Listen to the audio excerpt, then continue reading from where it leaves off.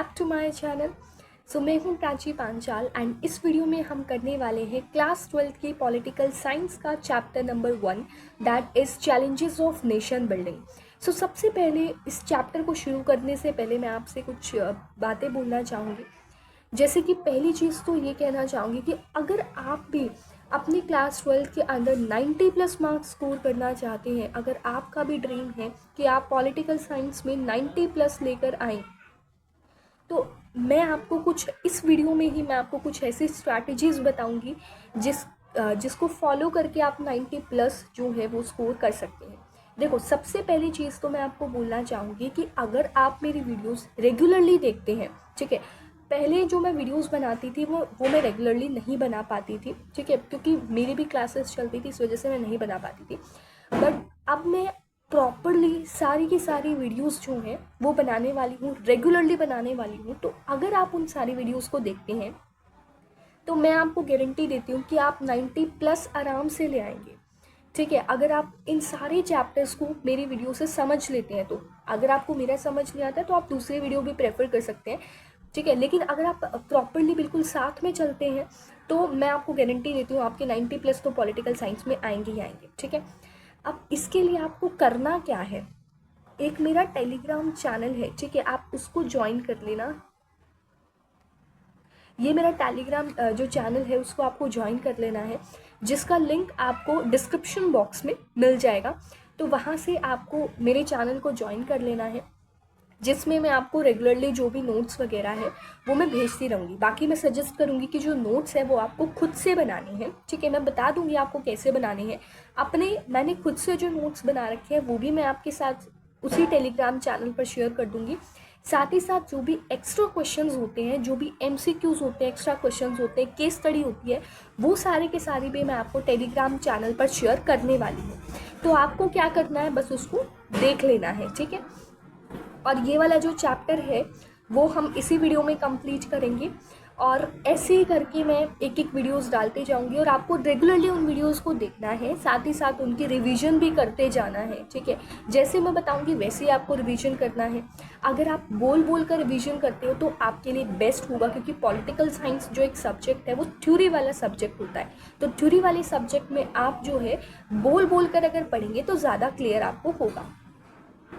Secondly, आपको क्या करना है, आपको रेगुलरली पॉलिटिकल साइंस को कंसिस्टेंटली पढ़ना है, ठीक है। कैसे पढ़ना है, क्या आपका होमवर्क होगा, वो सारी की सारी चीज़ें मैं आपको टेलीग्राम चैनल पर प्रोवाइड कर दूँगी। बस आपको कुछ नहीं करना, उस चैनल को ज्वाइन करना है। बाकी सारी की सारी डायरेक्शंस आपको बिल्कुल फ्री में मिलने वाली हैं, ठीक है।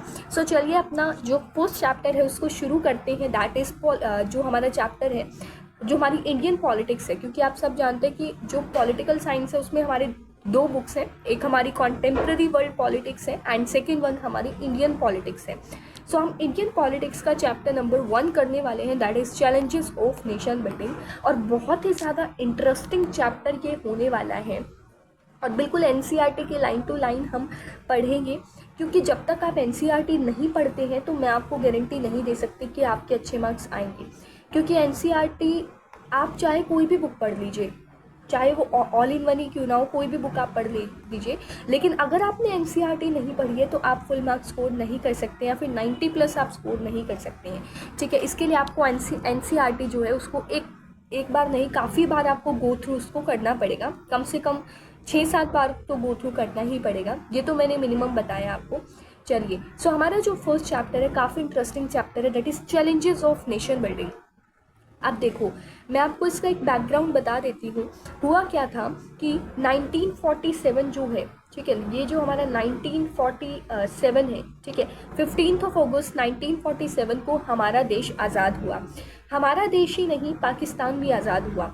यानी कि क्या हुआ, हमारा जो देश है that is India and Pakistan, इसका हुआ था पार्टीशन, ठीक है। इंडिया एंड पाकिस्तान का क्या हुआ था भाई, पार्टीशन हुआ था इस टाइम पर। तो इसी वजह से हम पाकिस्तान की जो इंडिपेंडेंस है वो 14 अगस्त को बोल देते हैं, एंड इंडिया की जो इंडिपेंडेंस है उसको हम 15 अगस्त बोल देते हैं, ठीक है। तो चलिए, ये तो मैंने आपको बैकग्राउंड बताया कि 1947 में हमारा देश आज़ाद हुआ, पार्टीशन हुआ, इंडिया एंड पाकिस्तान का पार्टीशन हुआ। अब हम जब पार्टीशन हो गया था तो होने के बाद इंडिया ने क्या क्या चैलेंजेस फेस किए थे, ये जो है वो हम इस चैप्टर में पढ़ने वाले हैं कि क्या क्या वो चैलेंजेस थे जो इंडिया ने फेस किए।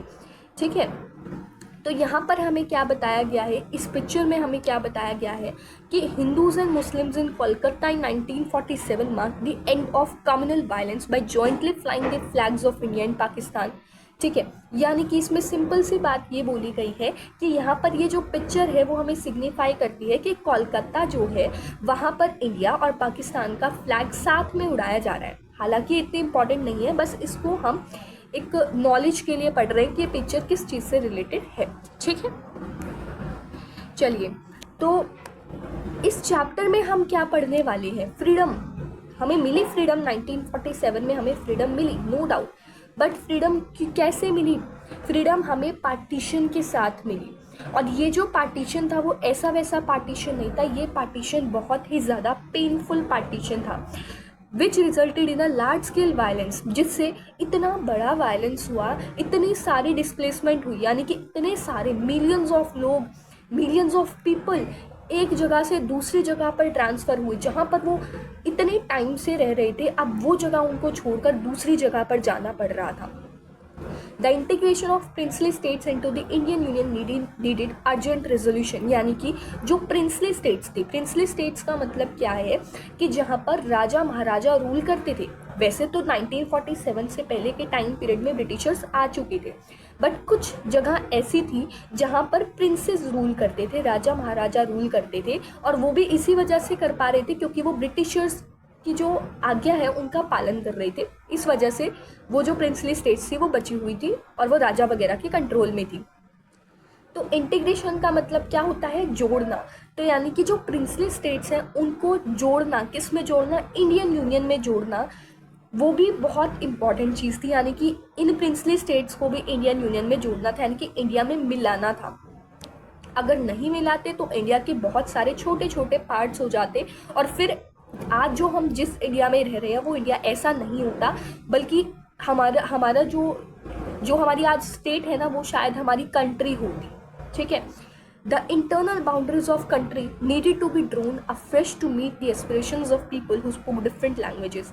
हम सब जानते हैं कि इंडिया में कितने डाइवर्सिटी है। ठीक है, अलग अलग भाषा बोलने वाले लोग रहते हैं इंडिया में, अलग अलग रिलीजन को फॉलो करने वाले लोग रहते हैं, और इंडिया में अलग अलग रेसेस के लोग रहते हैं, राइट। तो यहाँ पर जो इंटरनल बाउंड्रीज थी कंट्री की, उसको भी ड्रॉ करना था ताकि लोगों की एस्पिरेशंस को मीट किया जा सके, यानी कि लोगों की जो इच्छा है उनको फुलफिल किया जा सके।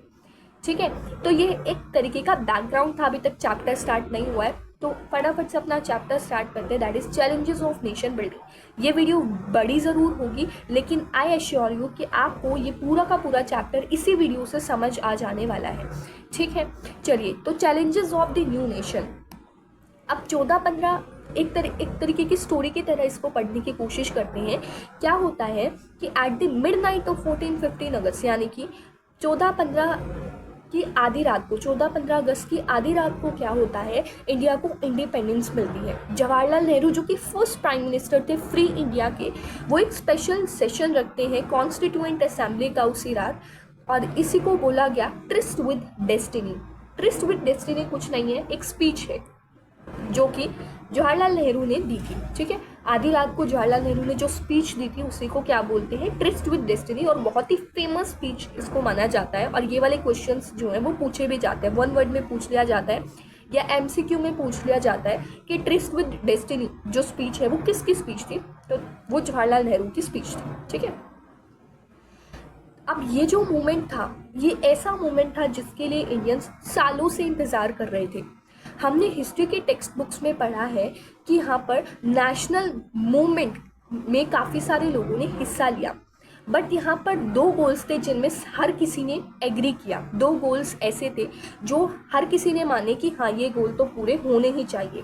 पहला गोल था कि इंडिपेंडेंस के बाद हम एक ऐसी कंट्री चलाएंगे जहाँ पर डेमोक्रेटिक गवर्नमेंट होगी। डेमोक्रेटिक गवर्नमेंट का मतलब क्या होता है, डेमोक्रेटिक का मतलब होता है कि लोगों के थ्रू चलना, यानी कि एक ऐसी गवर्नमेंट इंडिया में होनी चाहिए जो लोगों के थ्रू चले, यानी कि लोग वोट करके उस गवर्नमेंट को चुने, दैट इज़ डेमोक्रेटिक गवर्नमेंट।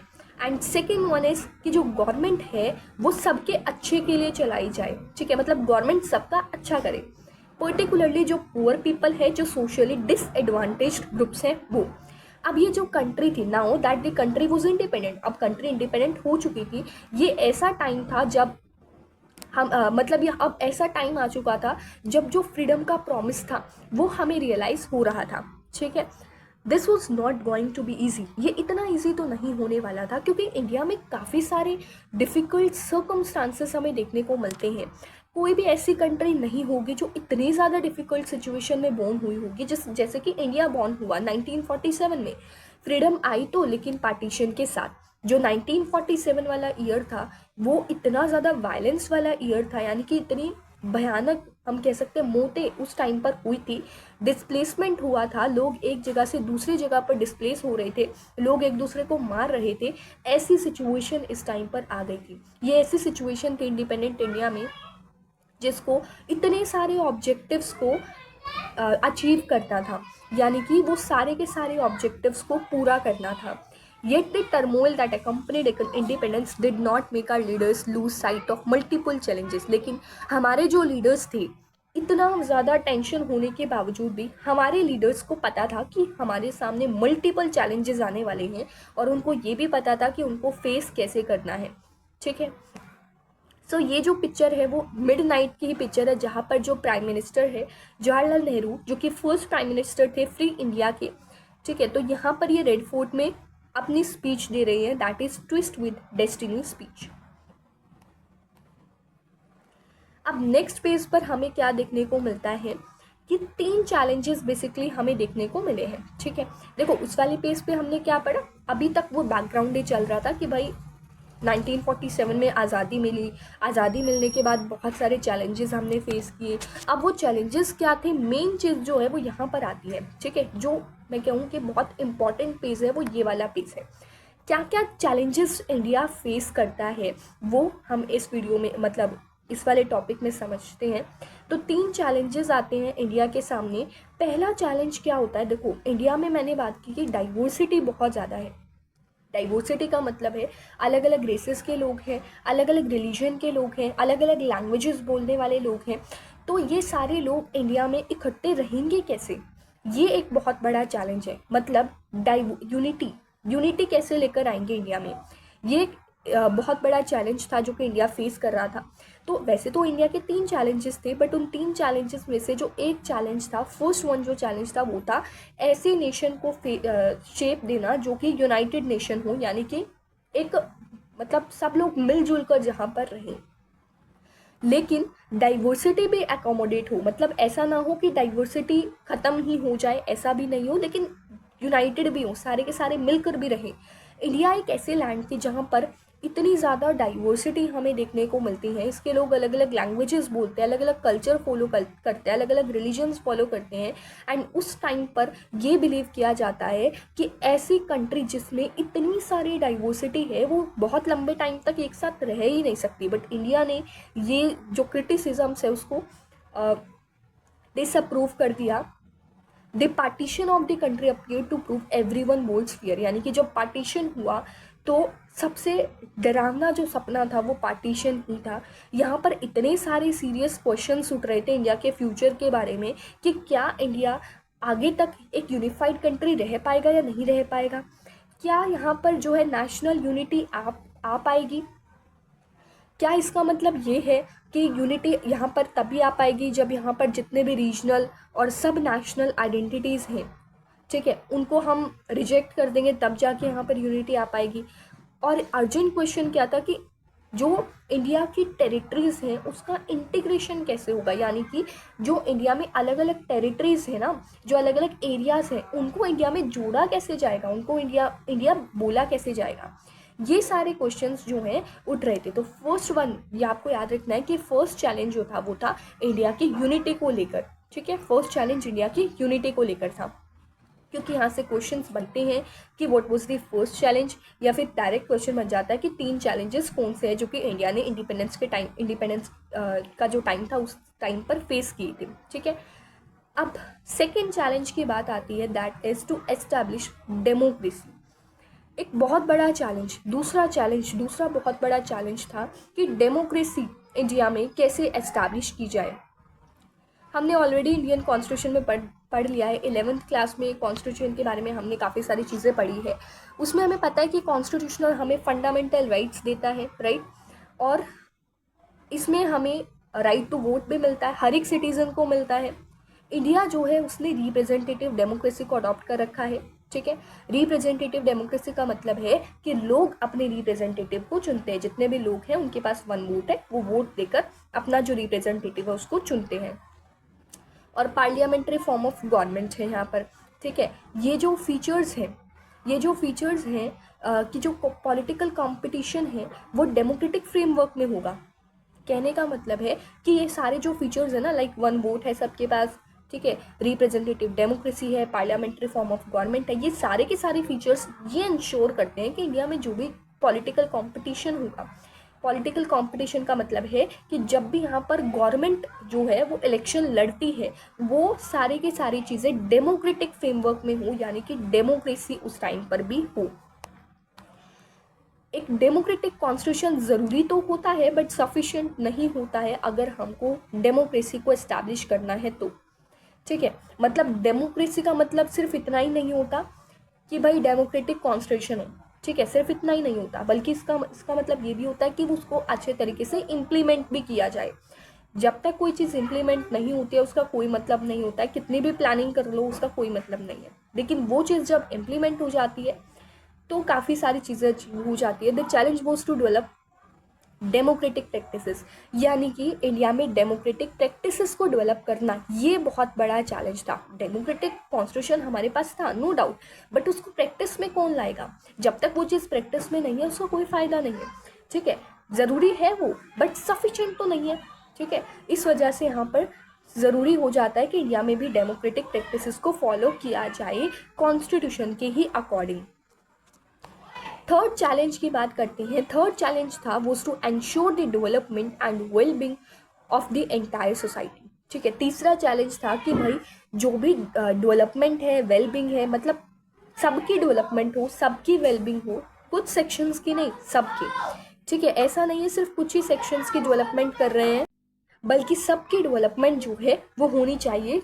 हर एक सेक्शन ऑफ पीपल की डेवलपमेंट होनी चाहिए।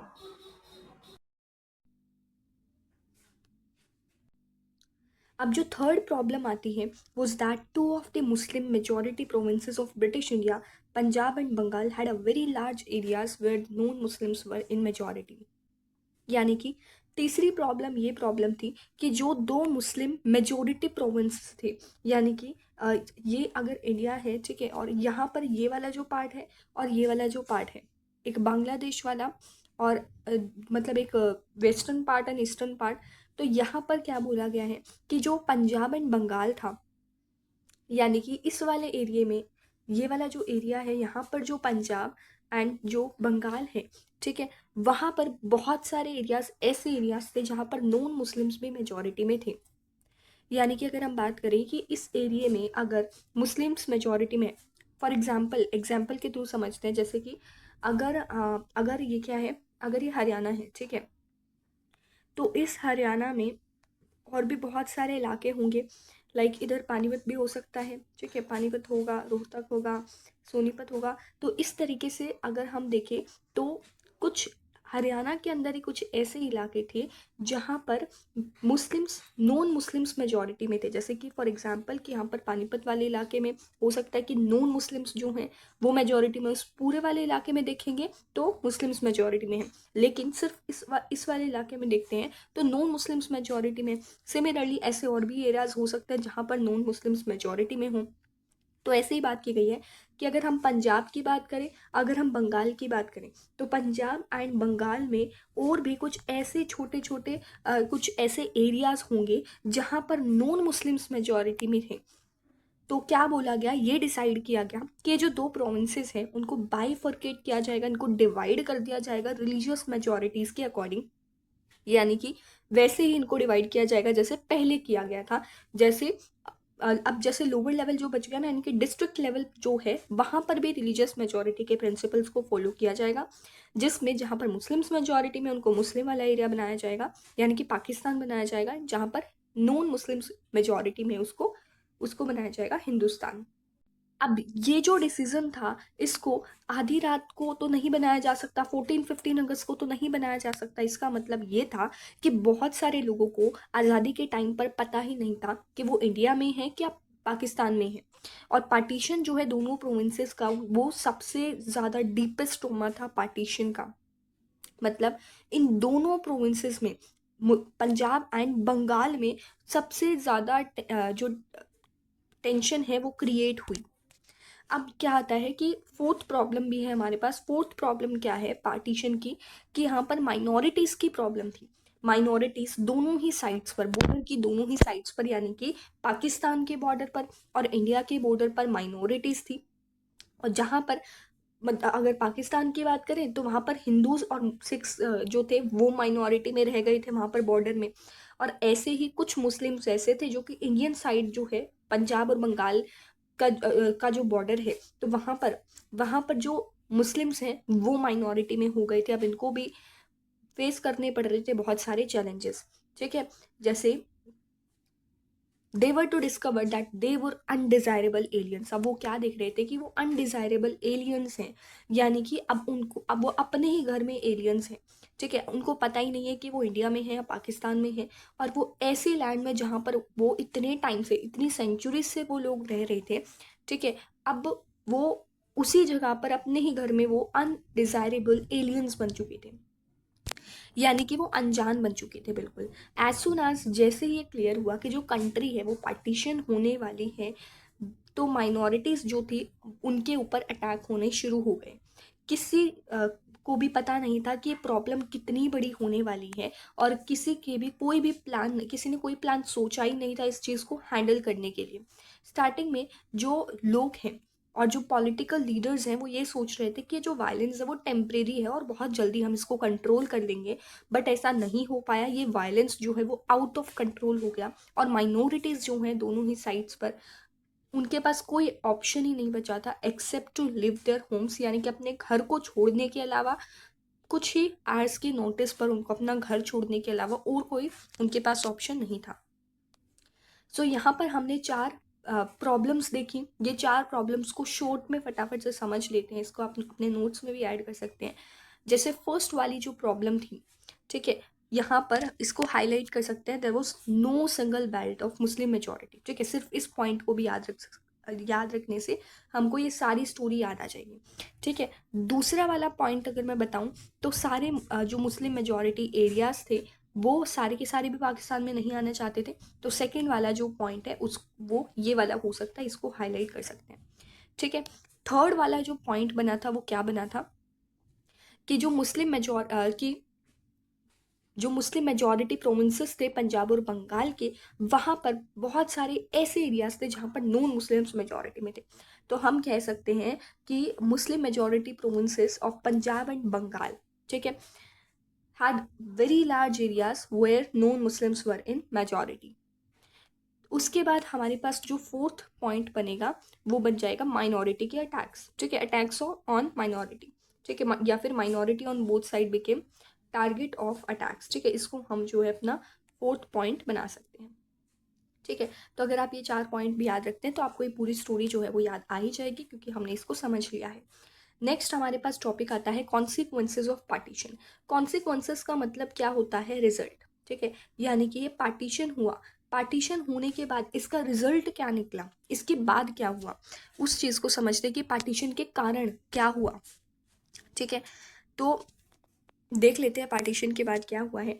जो 1947 वाला ईयर था, ठीक है, वो सबसे ज़्यादा लार्जेस्ट, मोस्ट अब्रप्ट और अनप्लान्ड ट्रेजिक ट्रांसफर था पॉपुलेशन का ह्यूमन हिस्ट्री में। मतलब हमारे ह्यूमंस के इतिहास में सबसे पहली बार ऐसे हुआ था कि इतना ज़्यादा पॉपुलेशन का ट्रांसफ़र हुआ था। ठीक है, अब इसका हमें एविडेंस देखने को मिलता है, सबूत देखने को मिलता है इस पिक्चर से। इस पिक्चर में हमें दिखाया गया है कि कितने सारे लोग जो हैं वो ट्रेन के ऊपर बैठकर भी जा रहे हैं, और कितने सारे लोग बाहर भी खड़े हैं, और ये ट्रेन जो है वो बिल्कुल भर चुकी है।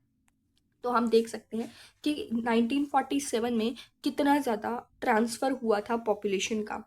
एंड यहाँ पर किलिंग्स एंड एट्रोसिटीज़ भी थी, यानी कि बहुत सारी प्रॉब्लम्स फेस करनी पड़ रही थी लोगों को on both sides of the border, यानी कि पाकिस्तान के बॉर्डर पर और इंडिया के बॉर्डर पर ही हमें बहुत सारी किलिंग्स एंड एट्रोसिटीज़ देखने को मिल रही थी। रिलीजन के नाम पर, धर्म के नाम पर एक कम्युनिटी जो है वो दूसरी कम्युनिटी को बहुत बुरी तरीके से मार रही थी। कुछ सिटीज़ की बात करें जैसे कि लाहौर हो गया, अमृतसर हो गया, कलकत्ता हो गया, तो ये डिवाइड हो गए थे कम्युनल जोन्स में। कम्युनल जोन्स का मतलब क्या होता है कि जहाँ पर हिंदूज रहते हैं वहाँ पर मुस्लिम्स नहीं जा रहे, और जहाँ पर मुस्लिम्स रहते हैं वहाँ पर हिंदूज और सिख्स नहीं जा रहे, ठीक है। अगर मतलब जहाँ पर मुस्लिम्स रहते हैं वहाँ नॉन मुस्लिम्स नहीं जा रहे, और जहाँ नॉन मुस्लिम्स रहते हैं वहाँ मुस्लिम्स नहीं जा रहे। तो ये कम्युनल जोन्स में बट गया था कि अलग अलग रिलीजन के लोगों में बिल्कुल बट चुके थे एरियाज, ठीक है। उसके बाद क्या होता है, और ये यहाँ से भी क्वेश्चन पूछा जा सकता है, तो ये 3 नाम हमको याद रखने हैं, that is cities like Lahore, Calcutta and Amritsar, ठीक है।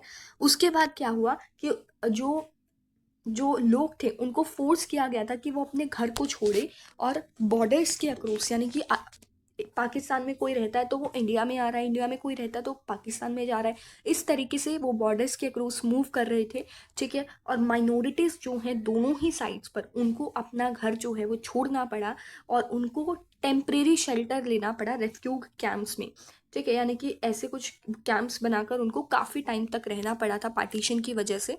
और दे वर ऑफन फाउंड अनहेल्पफुल, यानी कि उनको कोई हेल्प भी नहीं दी जा रही थी। लोकल एडमिनिस्ट्रेशन जो है, पुलिस जो है, ठीक है, वो भी कोई हेल्प नहीं कर पा रही थी। वो एक बॉर्डर की एक साइड से दूसरी साइड पर ट्रैवल करा उन्होंने, जो भी उनको सॉर्ट ऑफ मीन्स मिला, यानी कि चाहे उनको पैदल ही क्यों ना चलना पड़ा, लेकिन वो एक जगह से दूसरी जगह पर फिर भी वो उन्होंने ट्रांसफ़र किया। इवन ड्यूरिंग दिस जर्नी, और इसी जर्नी के दौरान उनको मारा भी जा रहा था, किल भी किया जा रहा था। थाउजेंड ऑफ वुमेन जो है उनको दोनों ही बॉर्डर की दोनों साइड्स पर ही उनको क्या कर दिया गया था, अबडक्ट कर दिया गया था, मार दिया गया था। And they were made to convert the religion, उनको फोर्स किया गया था रिलीजन को कन्वर्ट करने के लिए, and they were force into marriage. In many cases, बहुत सारे केसेस में क्या हुआ था, बहुत सारे केसेस में हमें देखने को मिलता है कि फैमिली ऑनर को प्रोटेक्ट करने के लिए जो फैमिली मेम्बर्स हैं वो अपने ही घर में जो वुमेन है उनको मार रहे थे। एंड बहुत सारे बच्चे जो है वो भी अपने पेरेंट्स से सेपरेट हो गए थे। जो बॉर्डर को क्रॉस कर पाया उन्होंने देखा कि उनके पास कोई रहने के लिए कोई घर ही नहीं है, और lakhs of these refugees the countries freedom means life in refugee camps, यानी कि लाखों लोगों के लिए जो जो लाखों लोग जो एक जगह से दूसरी जगह पर ट्रांसफ़र हुए, ठीक है, उनके लिए फ्रीडम का मतलब क्या था, रेफ्यूजी कैंप्स में रहना। काफ़ी बहुत महीनों तक वो रेफ्यूजी कैंप्स में रहे हैं, और कभी कभी तो सालों तक रेफ्यूजी कैंप्स में भी कुछ लोग रहते हुए देखने को मिले हैं। राइटर्स, पोइट्स और फिल्म मेकर्स जो हैं इंडिया में और पाकिस्तान में, उन्होंने एक्सप्रेस किया कि यहाँ पर बहुत ज़्यादा रूडलेस किलिंग्स हो रही है, सफरिंग्स हो रही हैं, बहुत ज़्यादा डिस्प्लेसमेंट हो रहा है, यानी कि लोग एक जगह से दूसरी जगह पर इतना ज़्यादा लार्ज उसमें अमाउंट में ट्रैवल कर रहे हैं। And violence in their novels, और वो लिखते हैं अपनी नोवेल्स में कि कितना ज़्यादा वायलेंस, कितना ज़्यादा डिस्प्लेसमेंट, कितना ज़्यादा किलिंग्स जो हैं वो हो रहा है। अपनी शॉर्ट स्टोरीज में लिखते हैं, पॉम्स में लिखते हैं, फिल्म्स में लिखते हैं। जब हम इस पार्टीशन के ट्रॉमा को रिकाउंट करते हैं, ठीक है, they have often used A phrase, यानी कि जब वो पार्टीशन के बारे में बता रहे हैं तो उन्होंने कुछ एक फ्रेज यूज़ किया है, और वो फ्रेज कौन सा है, वो है सर्वाइवर्स जो हैं उनको, मतलब वो जो फ्रेज है वो सर्वाइवर्स को एक्सप्रेस कर रहा है। वो बोल रहा है कि यहाँ पर क्या हुआ है, डिवीजन ऑफ हर्ट्स हुआ है, ठीक है। वो इस पार्टीशन को क्या बताते हैं, वो बताते हैं कि यहाँ पर डिवीजन ऑफ हर्ट्स हुआ है। The partition was not merely a division of properties. अब ये बोला जाता है कि यहाँ पर सिर्फ प्रॉपर्टीज़ का या फिर लाइबिलिटीज़ का या फिर एसेट्स का पॉलिटिकल डिवीजन ही नहीं, मतलब ये सारे डिवीजन ही नहीं हुए थे, बल्कि पॉलिटिकल डिवीजन भी हमें देखने को मिलता है, एडमिनिस्ट्रेटिव डिवीजन भी देखने को मिलता है, और फाइनेंशियल एसेट्स का भी डिवीजन देखने को मिलता है, जैसे कि tables, chairs, typewriters, paper clips, books and सारे के सारे म्यूजिकल इंस्ट्रूमेंट्स। एम्प्लॉयज़ जो हैं गवर्नमेंट के और जो रेलवेज हैं वो भी डिवाइड हो रही हैं। And above all it was violent separation of communities, और ये बहुत ही बुरा सेपरेशन था, जिसमें कम्युनिटीज़ का सेपरेशन बहुत ही बुरा था, ठीक है, जो कि नेबर्स की तरह बहुत टाइम तक साथ में रहे हैं, वो भी अब जो है पार्टीशन हो चुके हैं। और ये एस्टिमेट किया गया था कि 80 लाख पीपल माइग्रेट हुए थे एक बॉर्डर से दूसरे बॉर्डर पर, और उनमें से 5 से 10 के करीब जो लोग हैं, 10 लाख के करीब जो लोग हैं वो मारे गए थे पार्टीशन में, पार्टीशन रिलेटेड जो वायलेंस हुआ था उसमें मारे गए थे। And beyond the administrative concerns and financial strains, जो पार्टीशन है उसमें एक और बड़ा इशू था, मतलब एडमिनिस्ट्रेशन में भी इशू था, पॉलिटिकल इशू भी था, बट एक और बहुत बड़ा इशू था। वो ये था कि जो लीडर्स हैं इंडियन नेशनल स्ट्रगल के, वो बिलीव कर ही नहीं रहे थे टू नेशन थ्योरी में, वो टू नेशन थ्योरी को मानने के लिए तैयार ही नहीं थे। और रिलीजियस बेसिस पर, लेकिन फिर भी पार्टीशन हुआ, रिलीजियस बेसिस पर, रिलीजन के बेसिस पर पार्टीशन हुआ। तो इससे क्या, इंडिया जो है वो ऑटोमेटिकली एक हिंदू नेशन बन गया, क्योंकि सारे मुस्लिम्स तो पाकिस्तान में चले गए, तो क्या इंडिया जो है वो सिर्फ हिंदूज के लिए बच गया? तो ऐसा नहीं है, क्योंकि इतने ज़्यादा माइग्रेशन होने के बावजूद भी बहुत सारे मुस्लिम्स ऐसे थे जो नहीं जाना चाहते थे पाकिस्तान में। और जो मुस्लिम की पॉपुलेशन है, जब 1951 में पॉपुलेशन जो है मतलब टोटल पॉपुलेशन निकाली गई, तब 12% जो है 12% देखने को मिले कि मुस्लिम्स जो है इंडिया में तभी भी थे। So how would the government of India, तो गवर्नमेंट जो है वो मुस्लिम सिटीजन्स को या फिर दूसरे माइनॉरिटीज़ के सिटीजन्स हो गए जैसे Sikhs, Christians, Jains, Buddhist, Parsis and juice, तो उनको कैसे डिस्क्रिमिनेशन, उनके साथ कैसे वो डिस्क्रिमिनेशन करती जब इतने सारे लोग इंडिया में फिर भी बचे हुए हैं हिंदूज़ के अलावा। And partition had already created severe conflict between two communities, partition की वजह से ऑलरेडी इतना ज़्यादा कॉन्फ्लिक्ट हो चुका था। अगर ये इन लोगों को, जो नॉन हिंदूज़ लोग हैं, अगर ये मुस्लिम्स वगैरह हो गए, सिख्स हो गए, क्रिश्चियन, जैन, बुद्धिस्ट हो गए, तो अगर इनको राइट्स नहीं देते तो फिर से जो है कॉन्फ्लिक्ट होता। देर वर कंपीटिंग पॉलिटिकल इंटरेस्ट, और पॉलिटिकल इंटरेस्ट इन मतलब इन कॉन्फ्लिक्ट्स के बीच में जो पॉलिटिकल इंटरेस्ट थे वो भी अलग थे। यानी कि जो मुस्लिम लीग है, मुस्लिम लीग जो है उसको फॉर्म इसीलिए किया गया था ताकि मुस्लिम्स को प्रोटेक्ट करे वो कॉलोनियल इंडिया में, यानी कि जब ब्रिटिशर्स इंडिया में थे तब वाले टाइम पीरियड में।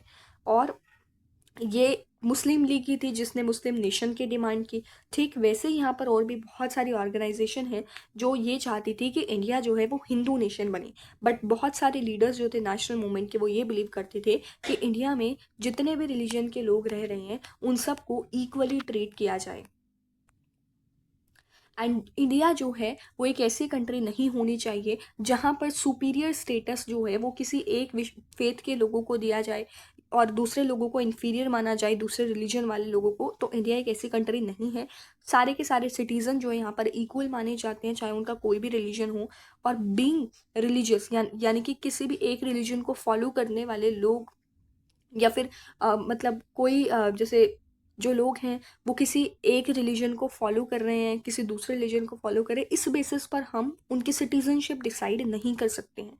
ठीक है, यानी कि ये सिटीजनशिप के लिए एक टेस्ट नहीं हो सकता है। They cherish their for the ideal of secular nation, इस वजह से हमारे इंडिया ने सेकुलर नेशन का जो आइडिया है वो अपनाया, और ये जो आइडियल है इसको इंडियन कॉन्स्टिट्यूशन में भी रखा गया।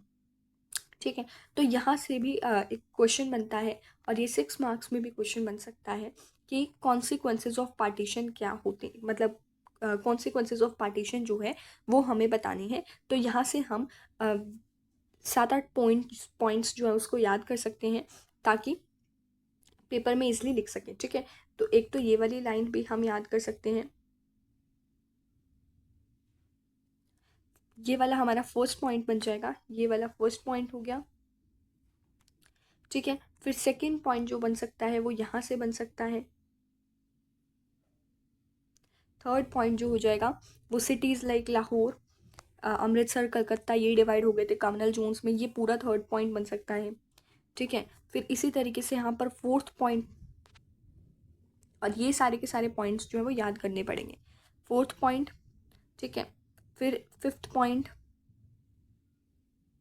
एंड इसी तरीके से यहाँ पर 7 से लेके 8 पॉइंट्स आराम से बन जाएंगे, जहाँ और यहाँ से क्वेश्चन भी बनता है, कॉन्सिक्वेंसेज ऑफ पार्टीशन के ऊपर ही क्वेश्चन बनता है, तो यहाँ से डायरेक्ट 7 से 8 पॉइंट्स आपको याद कर लेने हैं। ठीक है, अब यहाँ पर यहाँ से भी क्वेश्चन आ जाता है कि महात्मा गांधी का इसमें सेक्रीफाइस क्या था।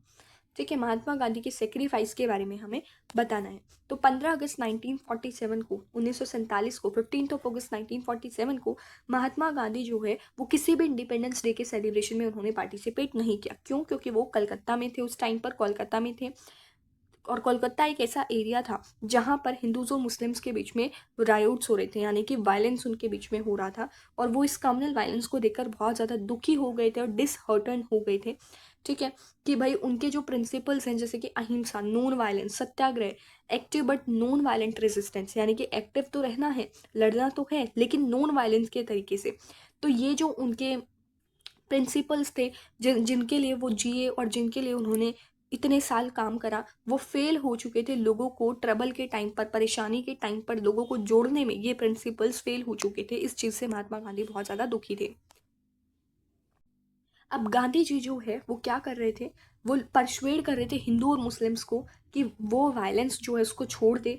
उनकी कलकत्ता में जो प्रेजेंस थी उसकी वजह से सिचुएशन थोड़ी सी इम्प्रूव तो हुई, और कमिंग ऑफ इंडिपेंडेंस वो सेलिब्रेटेड, और वहाँ पर भी जो इंडिपेंडेंस डे को सेलिब्रेट किया गया, कम्युनल हारमोनी यानी कि शांति वहाँ पर आई, और जहाँ पर लोग बहुत ज़्यादा एंजॉय कर रहे थे।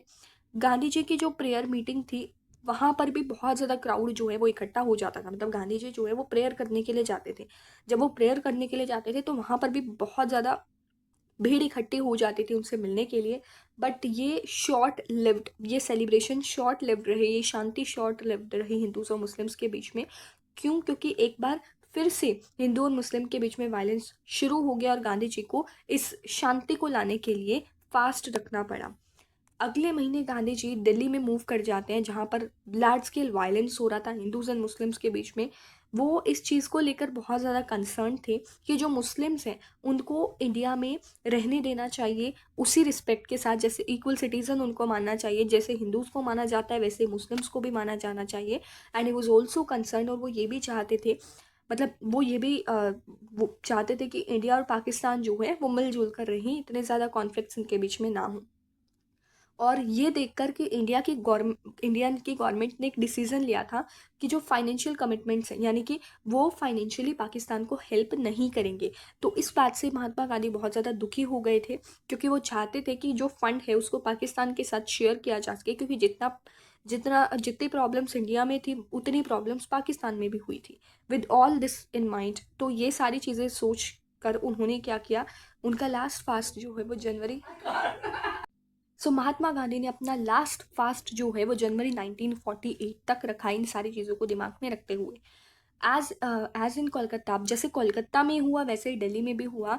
कम्युनल टेंशन जो है और वायलेंस जो है वो थोड़ा थोड़ा कम होने लगा इस फास्ट की वजह से, क्योंकि इस फास्ट का ड्रामेटिक इफेक्ट हुआ दिल्ली में, और यहाँ पर कम्युनल टेंशन्स कम होने लगी। दिल्ली में जो मुस्लिम्स थे एंड जो मतलब मुस्लिम्स और उसके आसपास के जो सराउंडिंग एरियाज थे, तो वो जो मुस्लिम्स हैं वो अपने घर पर सेफली जा सकते थे।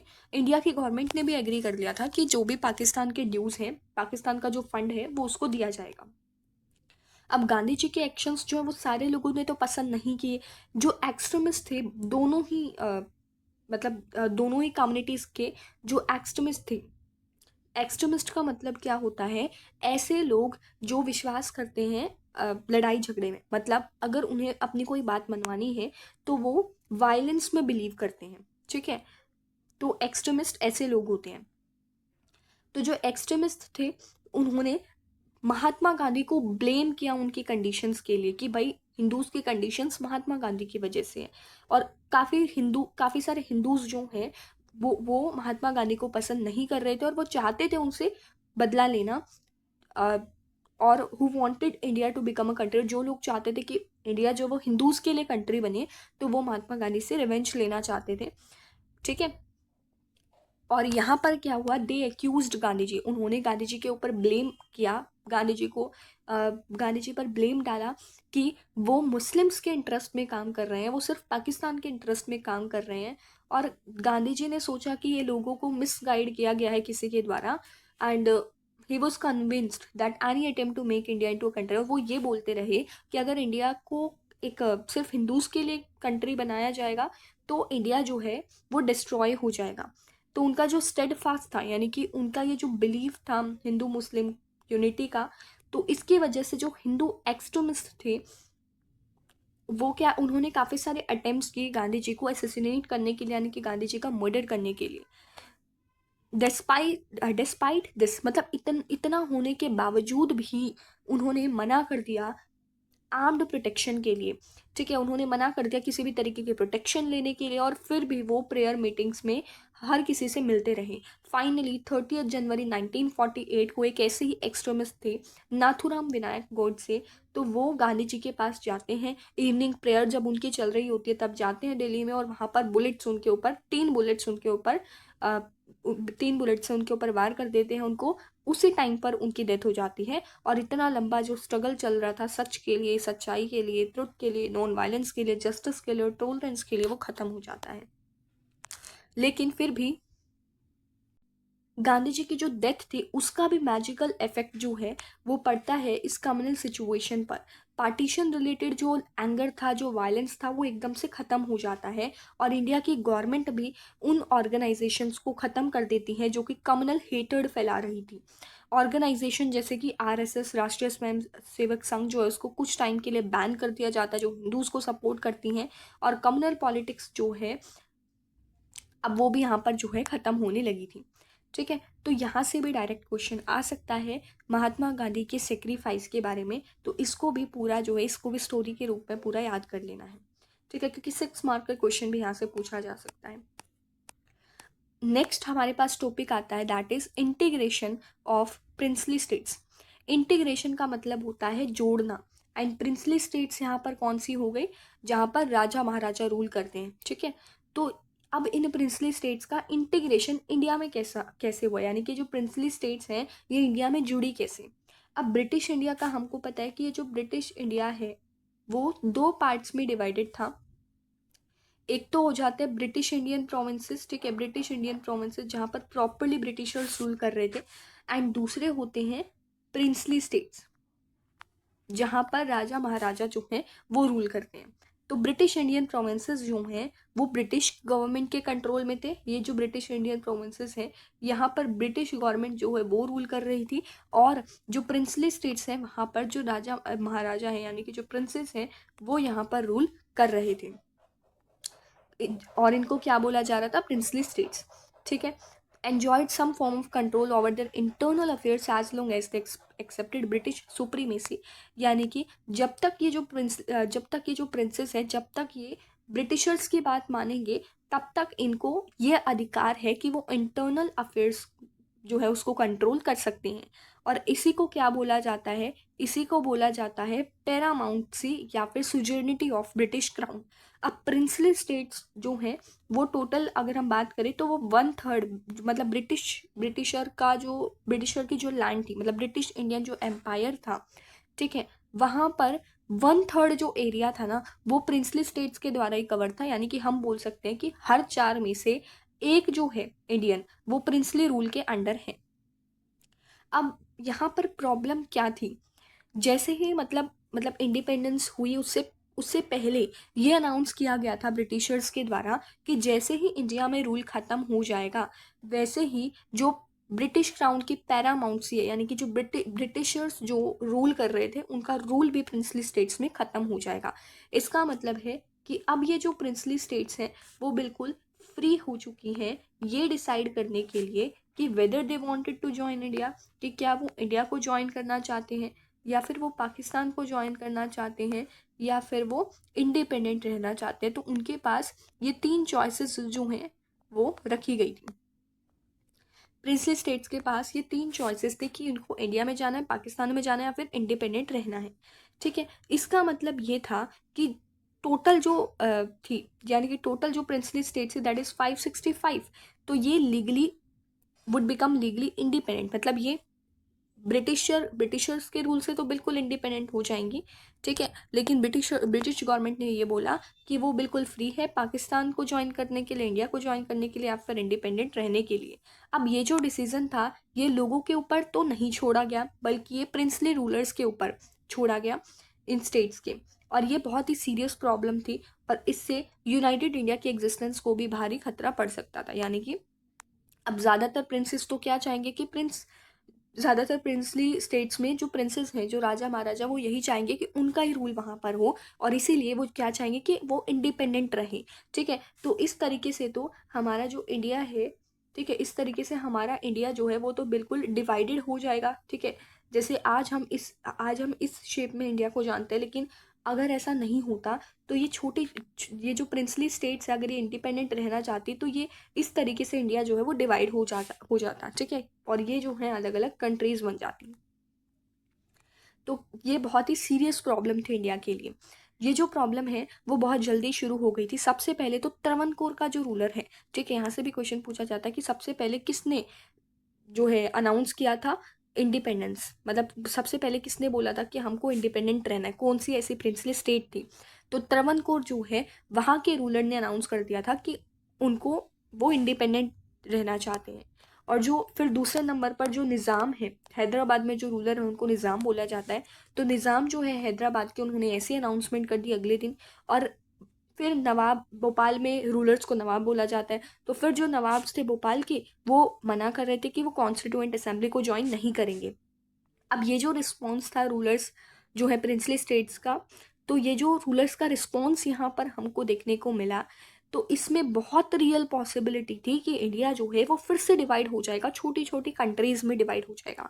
और ये जो प्रोस्पेक्ट्स थे डेमोक्रेसी के, डेमोक्रेसी फॉर पीपल, मतलब यहाँ पर लोगों के लिए कोई भी डेमोक्रेसी नहीं थी, लोगों को नहीं सुना जाता था इन स्टेट्स में, इन प्रिंसली स्टेट्स में। और ये बहुत स्ट्रेंज सिचुएशन थी, सिंस इंडिया की जो इंडिपेंडेंस है वो यूनिटी के ऊपर बेस्ड है, self determination as well as democracy के ऊपर बेस्ड है। मतलब सेल्फ डिटर्मिनेशन मतलब खुद से डिसाइड करेंगे कि कौन हमारा रूलर है, ठीक है। और डेमोक्रेसी का तो पता ही कि इलेक्शन के थ्रू जो है वो डिसाइड, इलेक्शन के थ्रू रिप्रेजेंटेटिव को चूज किया जाता है। तो इंडिया जो इन सारे प्रिंसिपल्स पर बेस्ड है, ठीक है, in most of these princely states, बहुत सारी प्रिंसली स्टेट्स तो नॉन डेमोक्रेटिक थी, यानी कि वहां पर गवर्नमेंट नॉन डेमोक्रेटिक तरीके से चलती थी, जहां पर लोगों की बिल्कुल भी नहीं सुनी जाती थी। डेमोक्रेसी का मतलब होता है, डेमोक्रेसी मीन्स जो गवर्नमेंट है, ठीक है, that is of the people, for the people and by the people, की गवर्नमेंट जो है वो लोगों के द्वारा ही बनाई गई है।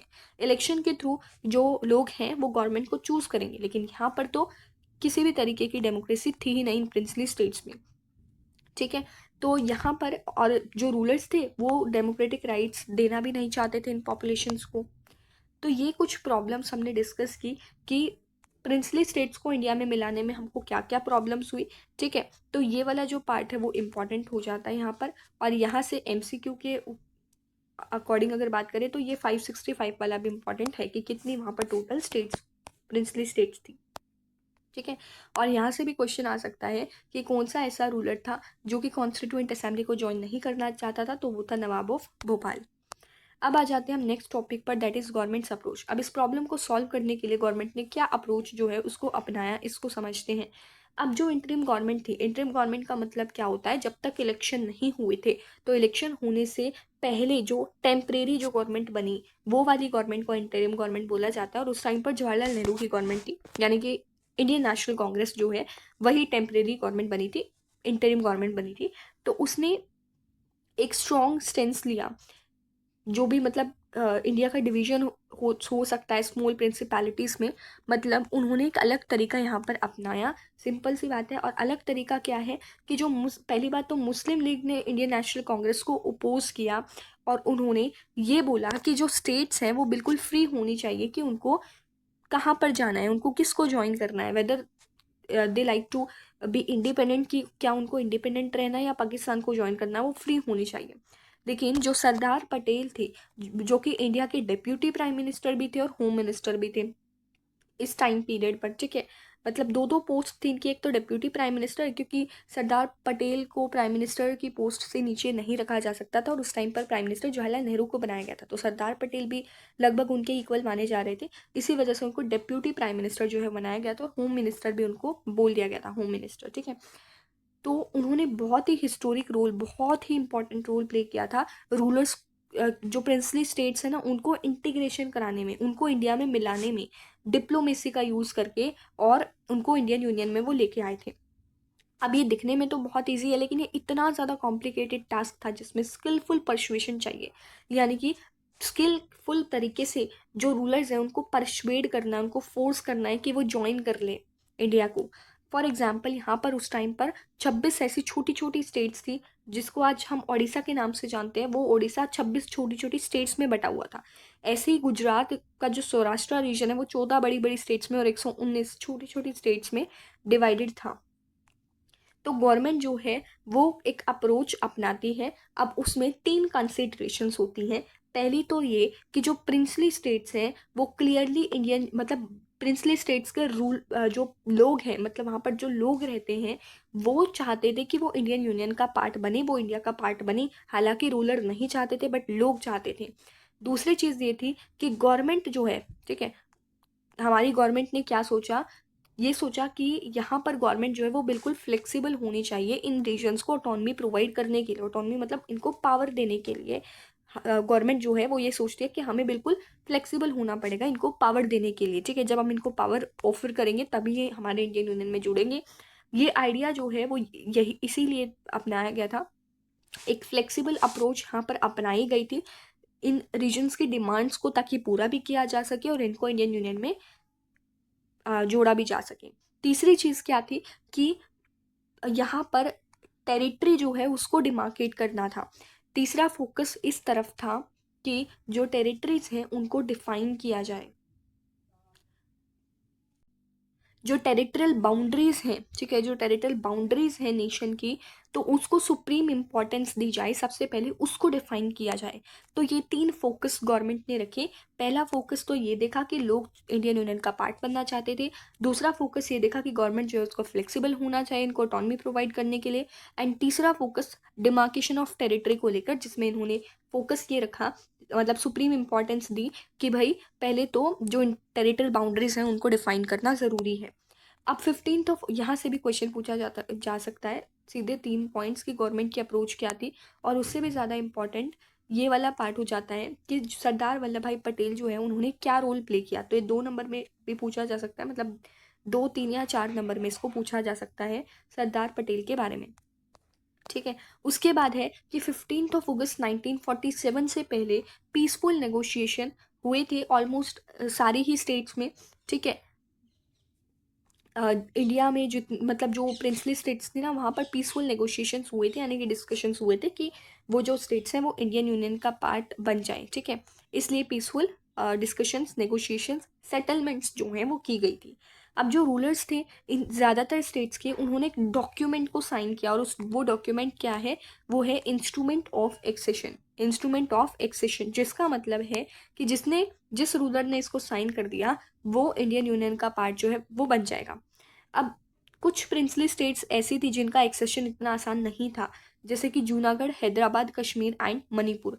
जूनागढ़ में क्या होता है, जूनागढ़ में प्लेबिसाइट कंडक्ट कराई जाती है।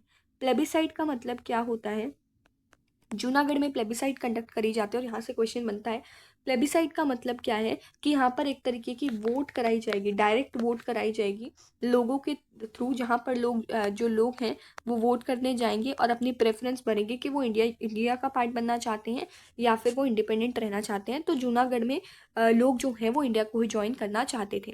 फिर दूसरे नंबर पर आता है कश्मीर। अब कश्मीर के बारे में चैप्टर 8 में बहुत क्लियरली दे रखा है, ठीक है।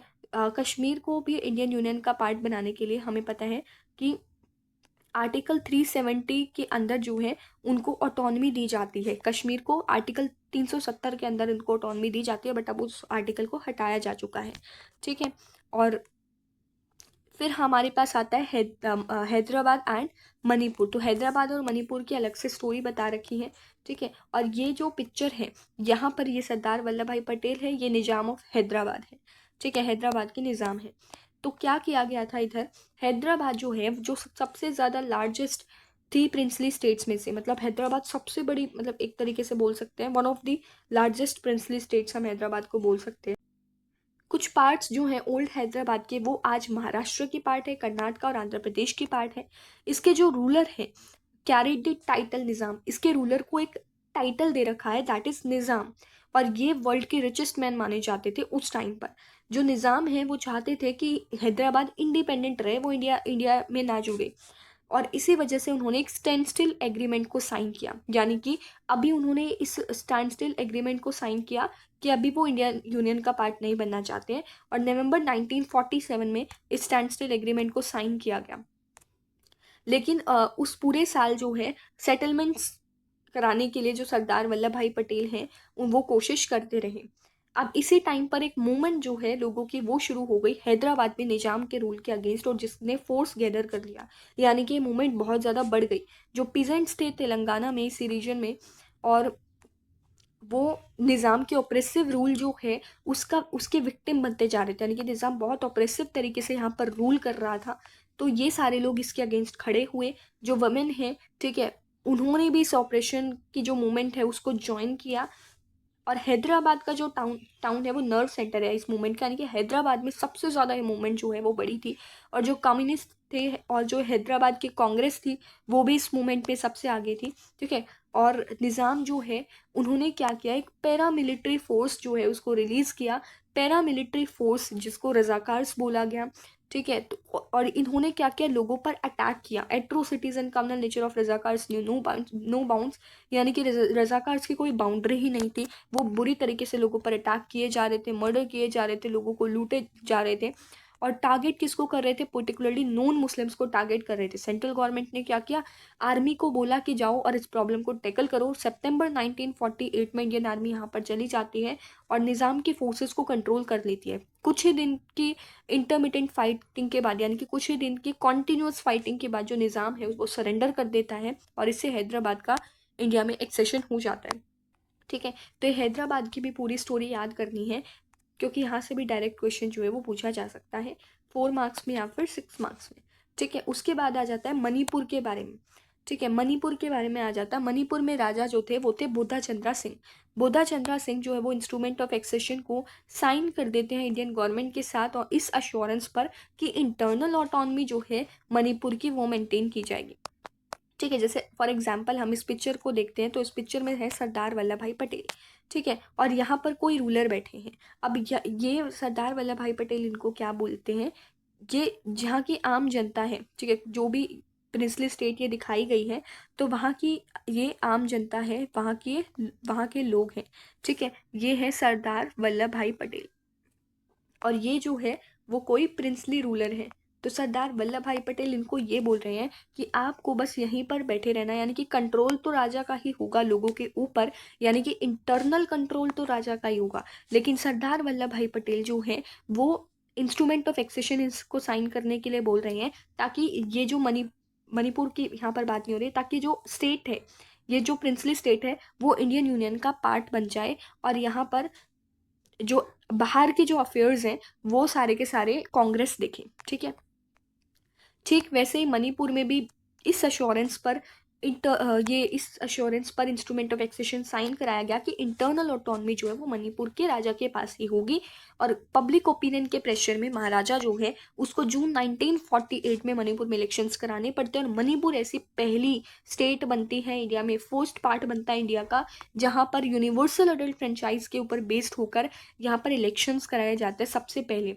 और लेजिस्लेटिव असेंबली जो थी मणिपुर की पार्लियामेंट थी, तो वहाँ पर बहुत ज़्यादा डिफरेंसेस थे, क्योंकि वो नहीं चाहते थे कि मणिपुर जो है वो इंडिया का पार्ट बने। जब और स्टेट कांग्रेस क्या चाहती थी कि मर्जर हो, यानी कि ये मणिपुर जो है वो इंडिया का पार्ट बने, लेकिन यहाँ की लेजिस्लेटिव असेंबली नहीं चाहती थी।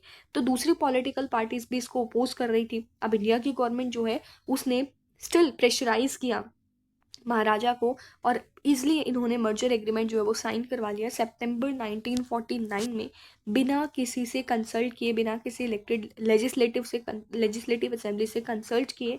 और इससे बहुत ज़्यादा एंगर हुआ, रिसेंटमेंट हुआ, यानी कि लोग इससे बहुत ज़्यादा नाराज़ हो गए, और जिसके जो रिजल्ट्स हैं वो आज भी फील किए जाते हैं। तो ये थी मणिपुर की स्टोरी, ये भी आपको पूरी याद कर लेनी है, क्योंकि यहाँ से भी क्वेश्चंस जो हैं वो बन सकते हैं।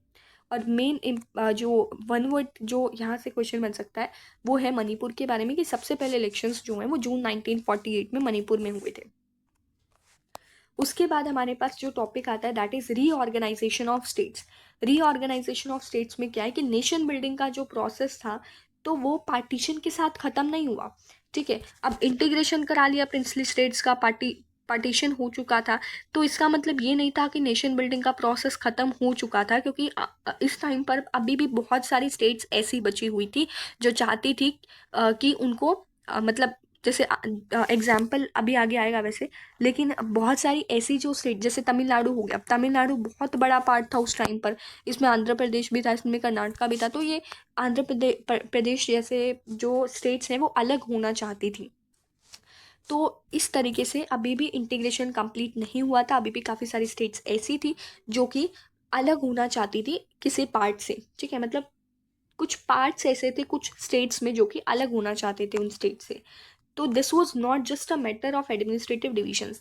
अब इसको एडमिनिस्ट्रेशन के बेसिस पर नहीं डिवाइड किया गया, बल्कि ये सोचा गया कि अब जो बाउंड्रीज ड्रॉ की जाएगी वो लिंग्विस्टिक या फिर मतलब लैंग्वेज के बेसिस पर या फिर कल्चरल प्लुरैलिटी के ऊपर, ठीक है, जो लोग मतलब अलग अलग कल्चर को फॉलो करने वाले लोग जो हैं उनकी अलग अलग स्टेट्स बन जाएंगी, इस तरीके से किया जाएगा, और जिससे यूनिटी जो है वो भी अफेक्ट नहीं होगी।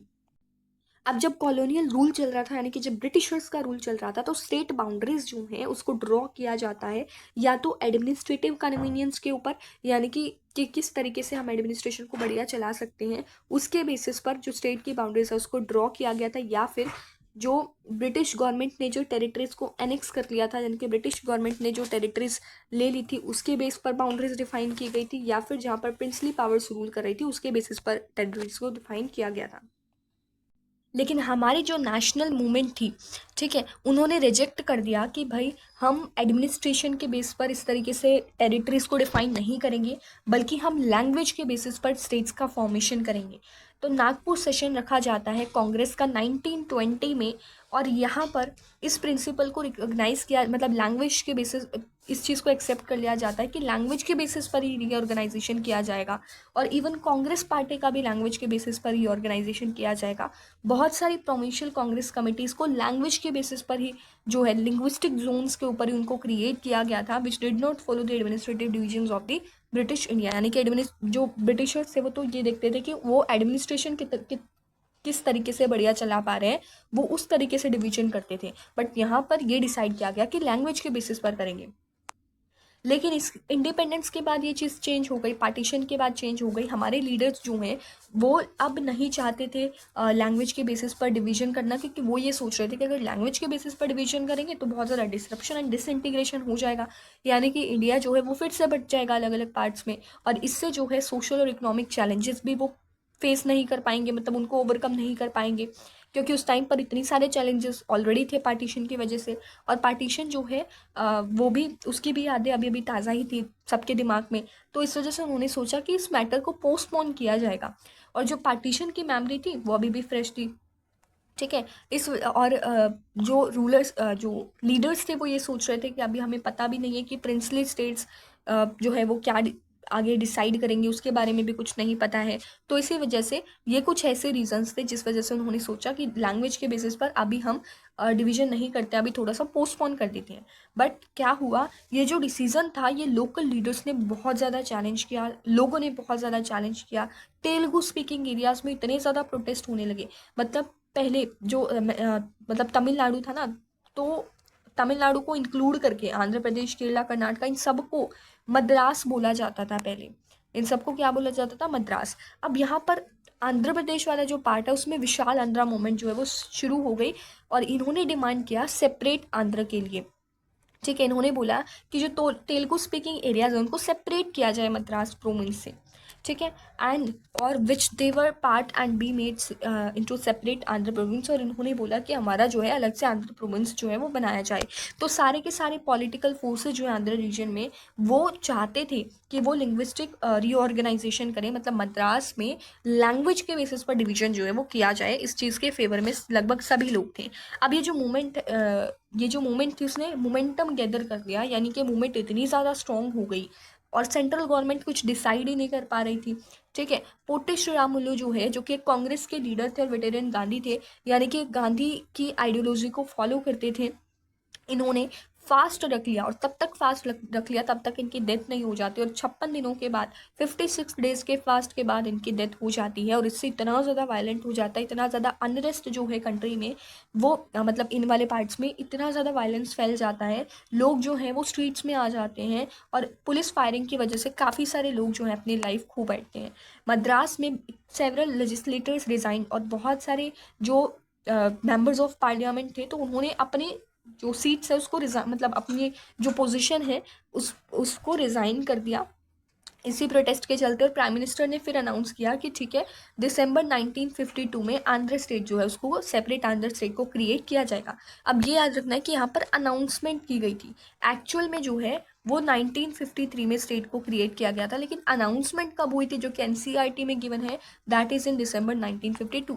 तो ये वाला जो पार्ट है ना वो बहुत ज़्यादा इंपॉर्टेंट है, आंध्र प्रदेश वाला, ये वाला पार्ट स्पेशली बहुत ज़्यादा इंपॉर्टेंट है। ठीक है, विशाल आंध्रा मूवमेंट, ये वाली बहुत ज़्यादा इंपॉर्टेंट मूवमेंट है। उसके बाद क्या आता है, अब देखो ये था India after reorganisation, administrative map. ठीक है, रीऑर्गेनाइजेशन के बाद हमारा इंडिया जो है वो कुछ ऐसा दिखता था। ठीक है, अब यहाँ पर कुछ क्वेश्चंस भी दिए गए हैं, जैसे कि name the original state from where the following states were carved out. जैसे कि अगर हम बात करते हैं गुजरात की, तो गुजरात किससे कार्व आउट हुआ था, गुजरात महाराष्ट्र से कार्व आउट हुआ था। ठीक है, बॉम्बे से कार्व आउट हुआ था। ठीक है, मतलब बॉम्बे था और बॉम्बे को तोड़ के जो है महाराष्ट्र एंड गुजरात जो है उसको फॉर्म किया गया था। ठीक है, फिर नेक्स्ट है हमारे पास हरियाणा, पंजाब जो है, ठीक है, उसको अलग करके, मतलब पंजाब को अलग, पंजाब में से हरियाणा को भी कार्व आउट करा गया था। मेघालय की बात करते हैं तो मेघालय जो है वो हमारा इस वाले रीजन में पड़ता है। ठीक है, मेघालय जो है हमारा यहाँ पर पड़ता है, असम में से मेघालय को कार्व आउट किया गया था। एंड छत्तीसगढ़ की बात करें तो वो मध्य प्रदेश से किया गया था, जैसे हम यहाँ से देख सकते हैं ये पूरा मध्य प्रदेश है। और अगर हम इस वाले पार्ट को अलग कर देते ना, इतने पार्ट को अलग कर देते तो हमारा छत्तीसगढ़ बन जाता है। ठीक है, उसके बाद है name 2 states that were affected by the partition of the country. तो हमें ऐसी 2 स्टेट्स बतानी है जो पार्टीशन से बहुत ज़्यादा अफेक्टेड थी, वो कौन सी थी, Punjab and Bengal. Name 2 states today that were once a union territory, जो पहले कभी यूनियन टेरिटरी हुआ करती थी। ठीक है, तो ये जो है आपको कमेंट बॉक्स में बताना है थर्ड वाले क्वेश्चन का आंसर। बाकी जितने भी एनसीईआरटी के क्वेश्चन है या फिर जो भी एक्स्ट्रा क्वेश्चन है वो आपको टेलीग्राम चैनल पर मिल जाएंगे, और उस टेलीग्राम चैनल का लिंक जो है वो डिस्क्रिप्शन बॉक्स में मिल जाएगा। वो सारे के सारे क्वेश्चंस जो हैं आपको वहीं पर मिलने वाले हैं। ठीक है, इन सब के आंसर्स, बाकी थर्ड वाला कमेंट करके बताना है। अब यहाँ पर क्या आ जाता है, आंध्र प्रदेश जो है उसकी फॉर्मेशन तो हो गई थी, 1953 में हुई थी, 52 में अनाउंसमेंट हो चुकी थी। अब दूसरी जो स्टेट्स थी वो भी डिमांड कर रही थी, दूसरे पार्ट्स भी डिमांड कर रहे थे कि उनको भी अलग होना है, उनको भी लैंग्वेज के बेसिस पर अलग करो। इसी वजह से सेंट्रल गवर्नमेंट जो है वो स्टेट रीऑर्गेनाइजेशन कमीशन को 1953 में अपॉइंट कर लेती है, ताकि स्टेट्स की बाउंड्रीज को ड्रॉ किया जा सके। अब कमीशन जो है वो अपनी रिपोर्ट को जो है कमीशन अपनी रिपोर्ट में बताती है, एक्सेप्ट कर लेती है कि स्टेट जो है उसको लैंग्वेज के बेसिस पर ही उनकी बाउंड्रीज को डिफाइन किया जाएगा। और इस स्टेट रीऑर्गेनाइजेशन एक्ट जो है वो पास किया गया था 1956 में। तो तब उसने अपनी रिपोर्ट जो है उसको सबमिट किया था, और इससे क्या हुआ, 14 स्टेट्स बनी और 6 यूनियन टेरिटरीज बनी। तो ये वाला भी बहुत इंपॉर्टेंट है, क्योंकि यहाँ से क्वेश्चन आता है कि शॉर्ट नोट लिखना है स्टेट रीऑर्गेनाइजेशन कमीशन पर, तो इधर से आपको याद कर लेना है स्टेट रीऑर्गेनाइजेशन कमीशन के बारे में। ठीक है, और ये वाला भी बहुत इंपॉर्टेंट होता है कि कितनी यूनियन टेरिटरीज बनी थी एंड कितनी स्टेट्स बनी थी। ठीक है, यहाँ पर दे रखा है पोटी श्रीरामुलु के बारे में। ठीक है, तो ये वैसे सीयूईटी के पर्सपेक्टिव से इम्पॉर्टेंट है, लेकिन जो बोर्ड है उसके पर्सपेक्टिव से इतना इम्पॉर्टेंट नहीं है। उसके लिए बस इतना इम्पॉर्टेंट है कि पोटी श्रीरामुलु जो है वो आंध्र प्रदेश मूवमेंट, जो विशाल आंध्र मूवमेंट है वहाँ से रिलेटेड है। 56 डेज़ का इन्होंने फास्ट रखा था, जिसकी वजह से इनकी जो है वो डेथ हो गई थी। ठीक है, नेक्स्ट हमारे पास आता है कि सबसे ज़्यादा इम्पॉर्टेंट कंसर्न जो था उस टाइम पर वो ये था कि कहीं ये जो सेपरेट स्टेट्स की डिमांड है इससे यूनिटी तो खतरे में नहीं पड़ जाएगी। इससे ये सोचा जा रहा था कि कहीं लैंग्वेज के बेसिस पर अगर हम डिवीजन करते हैं तो कहीं सेपरेटिज्म ना हो जाए, कहीं जो न्यूली फाउंड नेशन है उसके ऊपर प्रेशर क्रिएट ना हो जाए। बट लीडरशिप जो है अंडर पॉपुलर प्रेशर उनको फाइनली जो है लिंग्विस्टिक स्टेट्स बनानी पड़ी, और ये होप किया गया कि अगर हम एक्सेप्ट कर लेते हैं लैंग्वेज के बेस पर इन स्टेट्स को सेपरेट कर देते हैं तो जो डिवीज़न का और सेपरेटिज्म का जो थ्रेट है वो कम हो जाएगा। Besides the accommodation of regional demands and the formation of linguistic state were also seen as more democratic. और इसके अलावा अगर हम लिंग्विस्टिक स्टेट्स को बनाते हैं तो वो ज़्यादा डेमोक्रेटिक देखा जाता है। अब 50 मतलब अब तो इतने साल हो चुके हैं, ठीक है, इतने साल होने के बावजूद भी अब यहाँ पर वायलेंस नहीं होता इन सारी स्टेट्स में जिनको लैंग्वेज के बेसिस पर क्रिएट किया गया था। And we can say that linguistic states and the movements for formation of the states change the nature of democratic politics and leadership in some basic veg.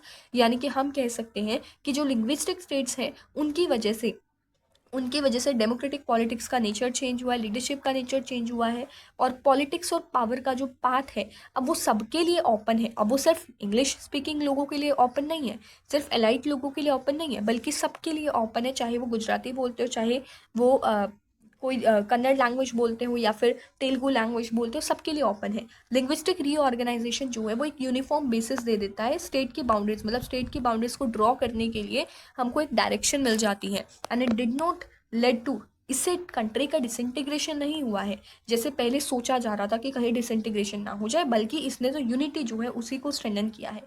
और इससे भी ऊपर जो लिंग्विस्टिक स्टेट्स हैं उसने डाइवर्सिटी के प्रिंसिपल को भी एक्सेप्ट किया। यानी कि इंडिया में हम जानते हैं इतने सारे लैंग्वेजेस के लोग रहते हैं, इतने सारे कल्चर्स के लोग रहते हैं, तो इसने डाइवर्सिटी के प्रिंसिपल को भी एक्सेप्ट किया है। जब हम बोलते हैं कि इंडिया ने डेमोक्रेसी को अडॉप्ट किया है तो इसका सिंपली ये मतलब नहीं है कि इसका एक डेमोक्रेटिक कॉन्स्टिट्यूशन है, ना ही इसका ये मतलब है कि इलेक्शंस यहाँ पर एक जो है सिस्टमेटिक तरीके से होते हैं, बल्कि उससे भी बड़ी चॉइस ये है। ये चॉइस क्या है कि भाई यहाँ पर क्या है, जो डिफरेंसेस हैं इंडिया में, जो डिफरेंसेस हैं उनको एक्सेप्ट किया जाता है और उनको उनकी लोगों के एस्पिरेशंस को भी सुना जाता है। डेमोक्रेसी जो है that was associated with plurality of ideas and ways of life. Much of the politics and later period was to take place within this framework. तो बस यहाँ पर हमारा जो चैप्टर है वो ख़त्म होता है, ठीक है, हमारा जो चैप्टर है वो ख़त्म हो चुका है। इस वाले बॉक्स में हम देख सकते हैं कि यहाँ पर हमको गिवन है कि जो महाराष्ट्र एंड गुजरात है उसको 1960 में क्रिएट किया गया था। फिर बाकी यहाँ पर हमें दे रखा है कि पंजाब में से हरियाणा को कब अलग किया गया था, पंजाबी स्पीकिंग और हिंदी स्पीकिंग एरियाज़ जो उनको अलग किया गया था 1966 में उनको अलग किया गया था। फिर यहाँ पर नॉर्थ ईस्ट का रीऑर्गेनाइजेशन 1972 में होता है, और जो असम में से 1972 में मेघालय को कार्व आउट किया जाता है। मणिपुर और त्रिपुरा को भी इसी साल में कार्व आउट किया जाता है, यानी कि अलग किया जाता है। और अगर बात करें मिजोरम और अरुणाचल प्रदेश की 1987 में होता है, और नागालैंड जो है वो 1963 में होता है, ठीक है। ये सारी चीज़ें आपको याद रखनी है। छत्तीसगढ़, उत्तराखंड और झारखंड की बात करें तो उसको 2000 में क्रिएट किया जाता है।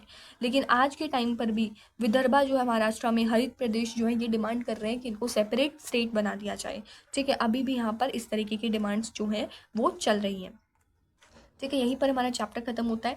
ये वाले सारे जो पॉइंट्स हैं वो याद कर लेने हैं आपको, लेकिन ये वाला जो पॉइंट है, ये जो सेकंड वाला है ना, ये आगे वाले चैप्टर में भी आएगा, बट फिर भी याद कर लेने हैं, ठीक है। अब हम नेक्स्ट चलते हैं, कुछ क्वेश्चंस कर लेते हैं।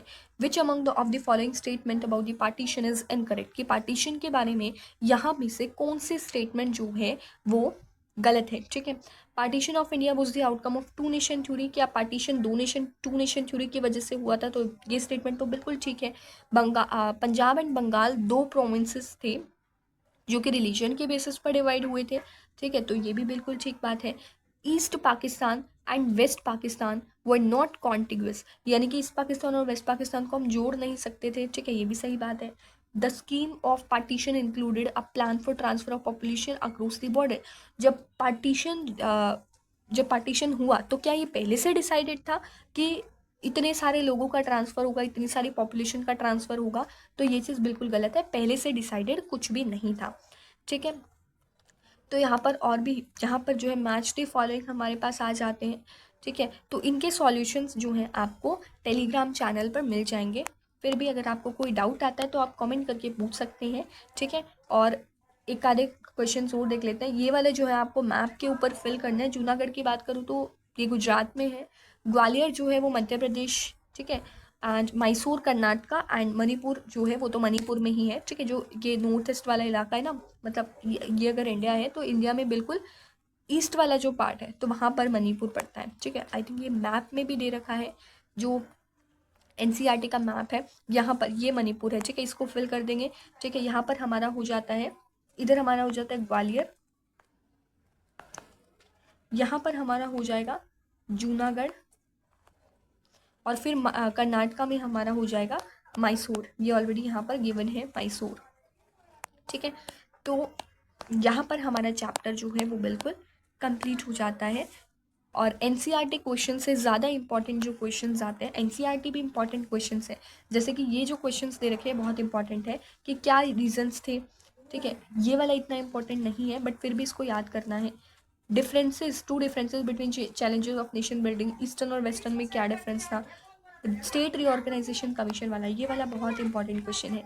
ठीक है, तो ये कुछ क्वेश्चंस है जिनके सॉल्यूशन जो टेलीग्राम चैनल है वहाँ पर मिल जाएंगे। सो मिलते हैं अपने नेक्स्ट वीडियो में, जिसमें हम सेकंड चैप्टर जो है वो या तो हम सेकंड चैप्टर करेंगे इसी बुक का, या फिर हम जो हमारी वर्ल्ड पॉलिटिक्स है उसका फर्स्ट चैप्टर करेंगे। ठीक है, तब तक आप जो है इस चैप्टर को पढ़ सकते हैं।